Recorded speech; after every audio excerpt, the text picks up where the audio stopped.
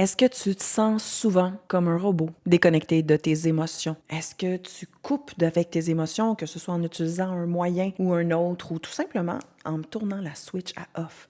As-tu parfois l'impression de regarder ta vie, de regarder ce qui se passe à travers une vitre, au-dessus de toi, détaché de tout ça? Je te présente ton détaché. C'est cette partie de toi qui, face à la douleur, au stress, à la souffrance émotionnelle, choisit de couper son ressenti. Cette partie qui va te faire dire « Ah, ça va », même quand ça va pas du tout. Elle te pousse à éviter les situations émotionnelles, à fuir les conflits, à te réfugier dans le travail, les écrans ou toutes sortes d'autres moyens ou distractions. Mais attention, se détacher, il cherche à te protéger. Il est bien intentionné. Il souhaite à ce que la souffrance s'arrête. Mais ses manières d'y parvenir, ça peut t'isoler grandement. À force de fuir tes émotions, tu passes à côté de ta vie, de tes relations, de toi-même et surtout de tes besoins affectifs. Parce que chaque émotion que tu ressens est vouée à te faire comprendre qu'il y a un ou plusieurs de tes besoins ou de tes valeurs qui sont pas répondus, qui sont pas alignés avec ce que tu es en train de faire ou de vivre en ce moment. Tu deviens donc plutôt spectateur plutôt que